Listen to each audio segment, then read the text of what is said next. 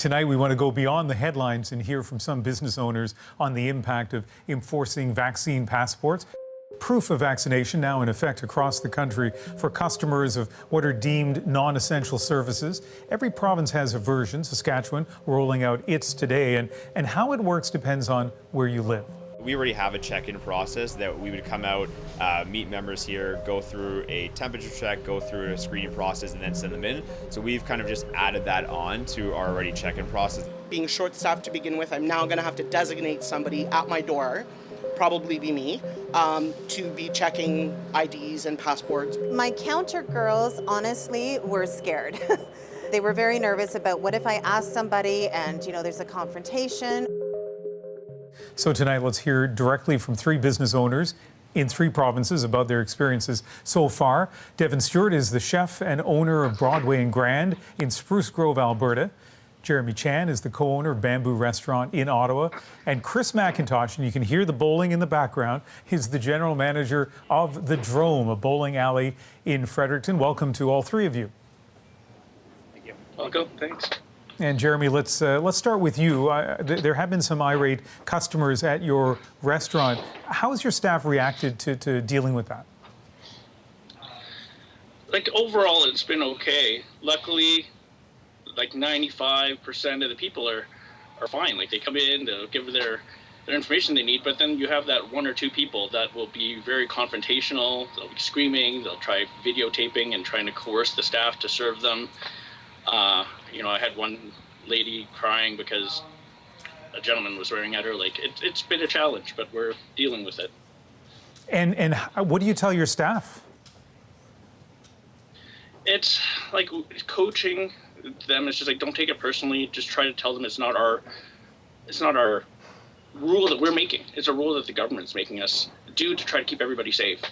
And so ultimately, that's the message we try to convey to don't be mad at us. We're just doing what we've been told to do. And Devin, you're in Spruce Grove, Alberta. Those of us outside of Alberta have certainly seen the dire stories, news stories. We had some tonight about the situation in your province. What has it been like in terms of customer interactions at your restaurant? It's not good from either direction. We're kind of put in the position to be the bad guys. And it's hard enough to get customers as it is without having to tell, a certain part of them that they can't come in. So we've just decided to close our dine-in. So that's got to be tough. So you're closing your dine-in. You don't have anybody inside your restaurant. So do you have an outdoor patio, or is it only takeout? How's that working? We have an outdoor patio, but let's be honest, it's almost October in Alberta, so an outdoor patio is kind of a joke at this point, just like it was having patios at the beginning of April when it was snowing. So it's not a real solution by any means.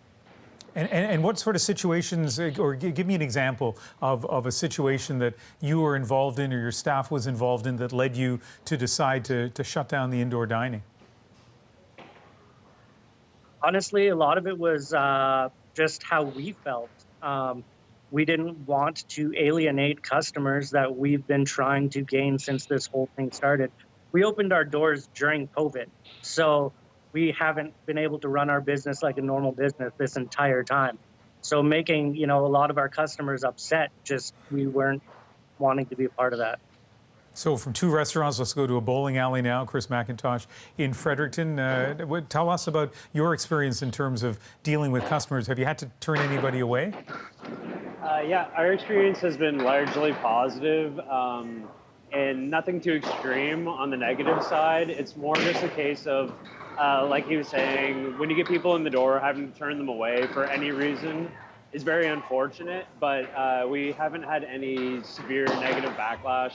People tend to understand. Some just have forgotten their documentation or have, for whatever reason, believed it was okay to be single vaccinated. But by and large, the bulk of our league play and everything has been unaffected. Almost everybody who bowls here appears to be vaccinated, so no issue.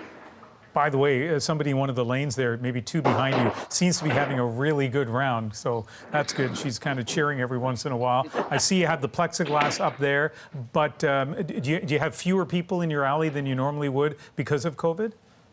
Yes, so we have a 12-lane candlepin bowling alley here. We've converted it into 6 suites, each consisting of 2 lanes. They share a ball return, so our logic was essentially we didn't want to cram groups of strangers side by each in the lanes. We figured that would be a bit of an issue, and we did that middle of last summer after a brief closure following the March 15th shutdown in New Brunswick. I have maybe about 30 seconds for each of you to answer this question. Jeremy, I'll begin with you and then go to the other two. Given the passport rules, given the state of COVID, how do you think business is going to look for you this fall? I think the next coming months, like with the vaccination requirements, it'll be interesting to see how, like parties, especially for restaurants like ours, we normally have businesses that are going to go and have their Christmas parties or year-end parties, and we don't know how that's going to be affected with all these rules because there's a lot of business places that aren't going to be fully vaccinated. We've had parties that have canceled because people haven't been fully vaccinated. So yeah. And Devin, what about you? How do you think the fall is going to look? Honestly, we've had to lay off staff 4 times now, and this kind of back and forth situation where we're open and closed and open and closed.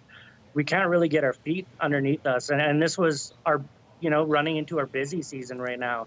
So if we can't get back to some sort of normalcy, I don't know what a lot of people are going to do. Sorry to hear that. Chris?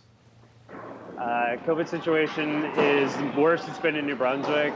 And because of the vaccine passport, we're able to stay open through all of this. The fall is our busiest season with league play, so we're optimistic. Well, we obviously hope for the best for all of you and for the provinces as well, and I hope we can maybe check in with you a little bit later in the fall. Thank you very much for speaking with us. Thank you, Abe. thank you.